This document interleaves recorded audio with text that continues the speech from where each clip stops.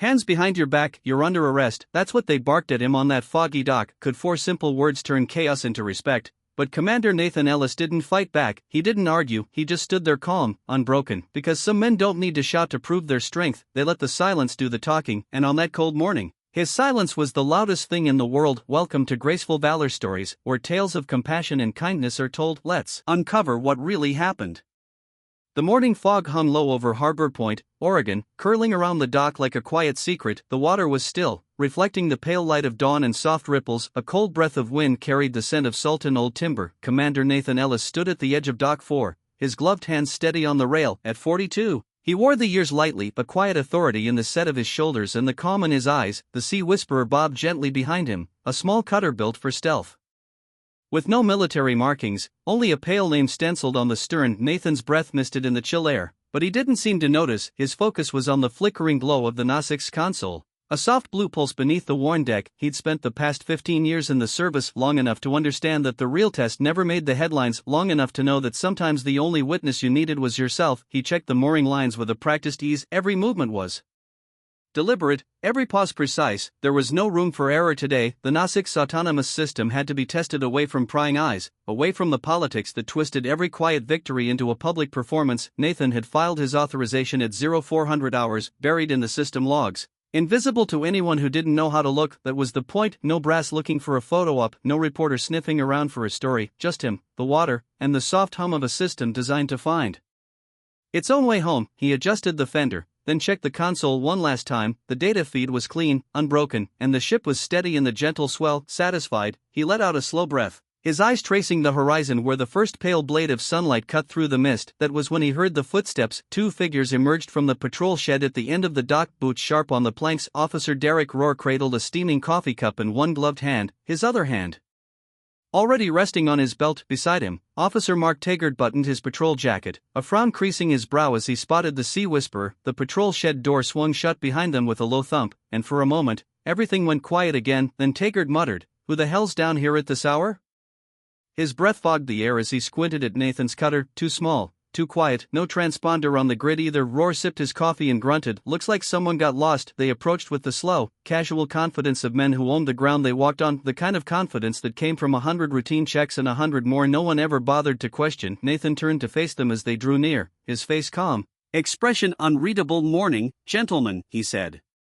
Quietly, Rohr raised an eyebrow. "This is a restricted dock," he said. "You can't moor here without clearance." His tone was clipped, the kind of tone that expected no argument. Nathan met his gaze without blinking. "Clearance was filed at system log at 0400 hours, he said. His voice was steady, almost gentle, like someone explaining a simple fact to a child. "Commander Nathan Ellis, Naval Systems Command." Taggart snorted, a thin smile twitching at the corner of his mouth. "System log, huh? This isn't some pleasure cruise, this is a military dock. Where's your paperwork?"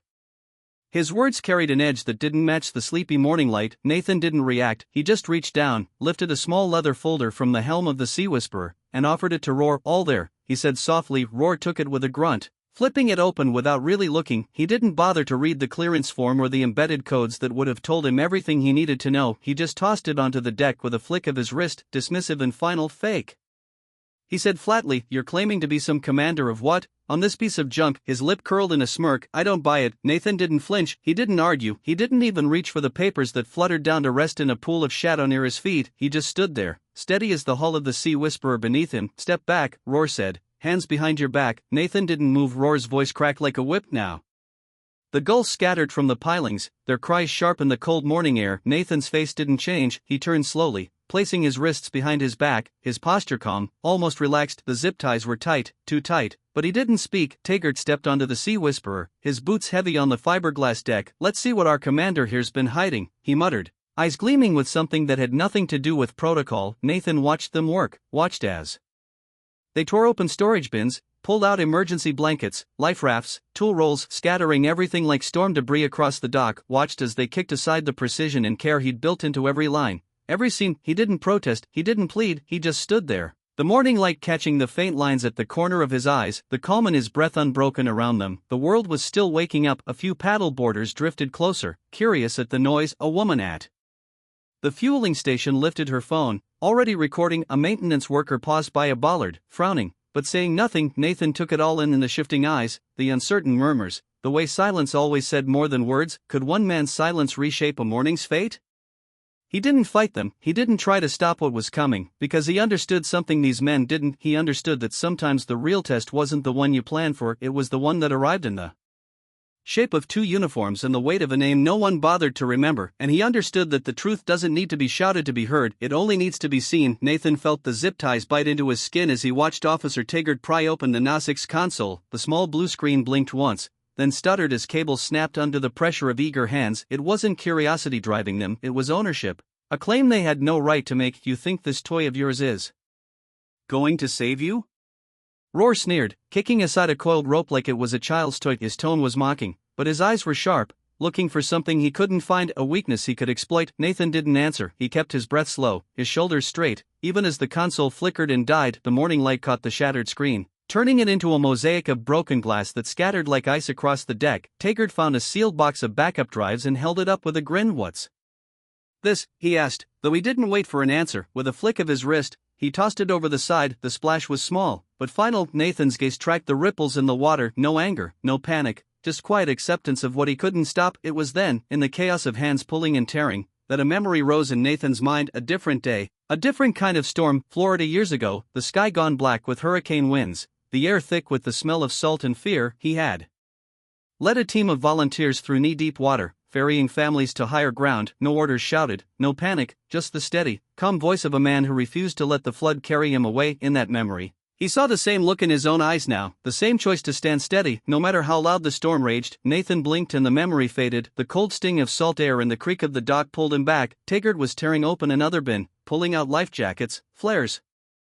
anything he could find. The gear landed in wet heaps on the dock, bright colors dulled by the fog. The onlookers had grown in number. Paddle boarders floated closer, their breathless voices carrying over the water. A woman at the fueling station now held her phone high, live streaming the scene with wide, uncertain eyes. A mechanic in a faded jumpsuit leaned on a bollard, his face tight with something like disapproval, but he didn't step forward. Nathan's eyes moved across the small crowd. He read the flickers of doubt, the quick glances at the badge on Taggart's chest, the way no one quite met his gaze. The world watched, but no one acted. Roar stepped in front of Nathan, his breath warm and sour in the cold air. You're awfully quiet, Commander, he said, voice low and mocking. Thought you Navy types like to bark orders. Nathan didn't flinch, he didn't speak, he just met Roar's stare with a calm that was almost gentle. Roar's smile twisted. Not so tough when no one's listening, huh?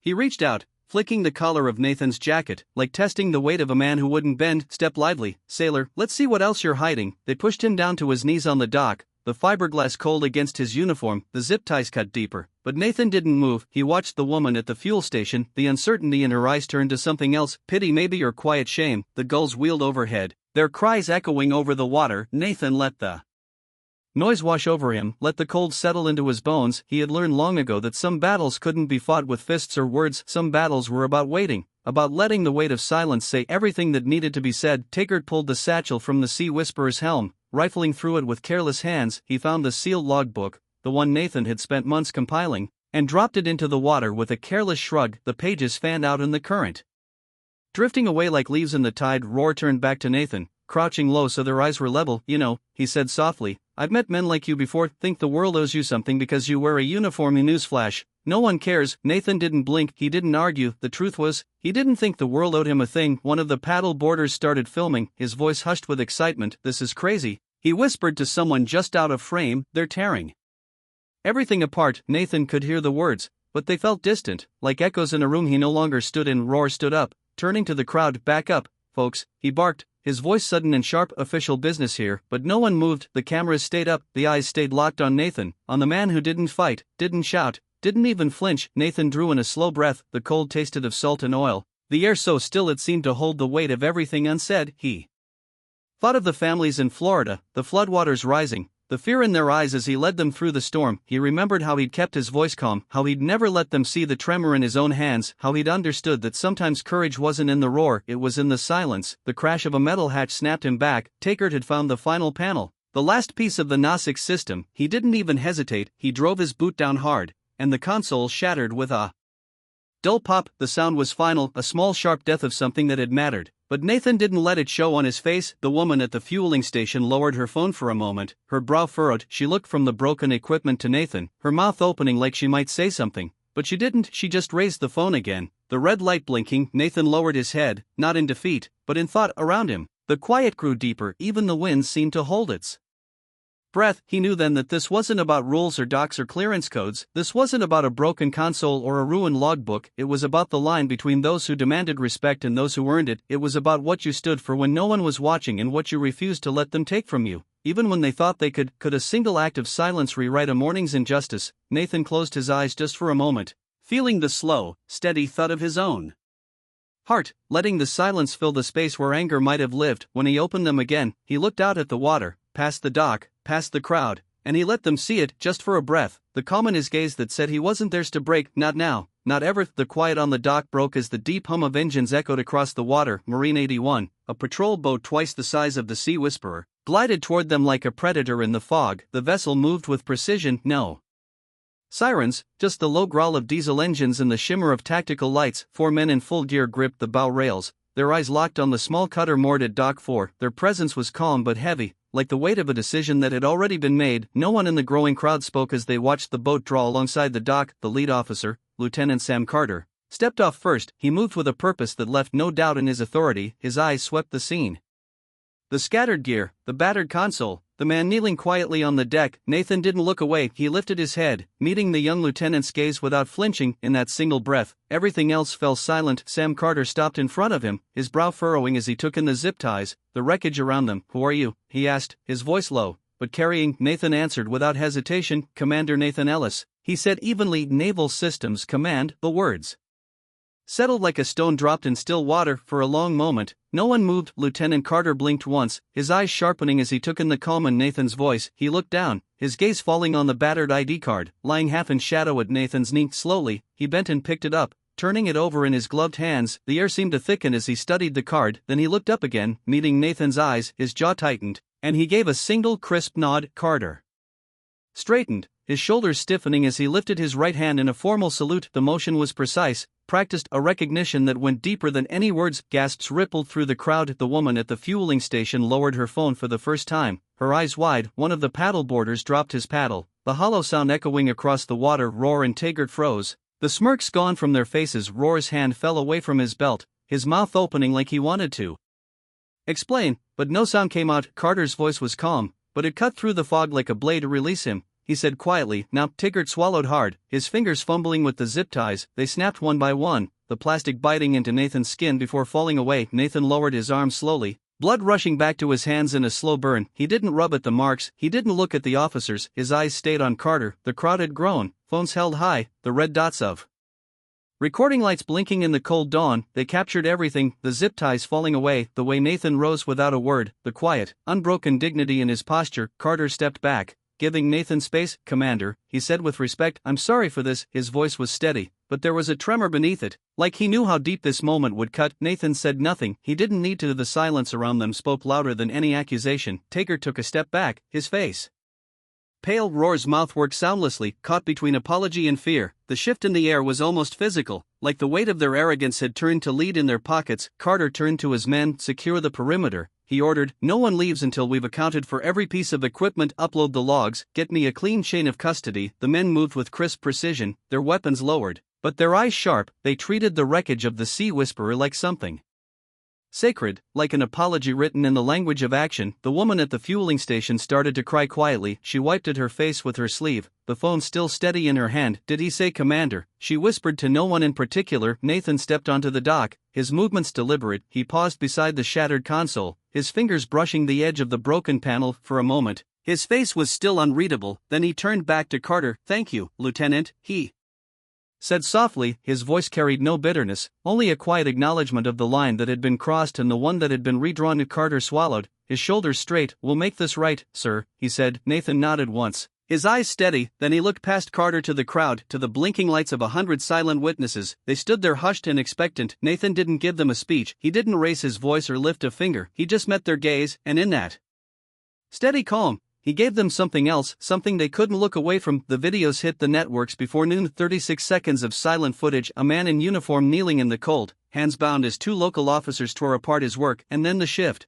the quiet moment when the truth was seen, and everything changed. By dusk, Nathan's name was everywhere. The footage spread like wildfire, shared and reshared by people who had never seen him, never known the shape of his sacrifice. They didn't know the details, they didn't need to, they saw the truth in the quiet line of his shoulders and the calm in his breath, in newsrooms and living rooms, in the comments of strangers and the quiet wonder of children. The story took root, not of a man who demanded respect, but of one who held it even when the world tried to take it away. Nathan stood on the dock long after the crowd began to thin, the salt air stung his wrists, the red marks like whispers against his skin. He looked out over the water, the gentle sway of the sea whisperer still bobbing in the fog. Carter moved beside him, his voice low. They'll want statements, he said. Interviews, questions. Nathan shook his head once. No, he said simply, let them see what they saw, that's enough. The lieutenant didn't argue, he just nodded, his eyes reflecting the early glow of the rising sun around them. The last of the paddle boarders turned away, their laughter gone, replaced by a quiet that tasted of respect. The woman at the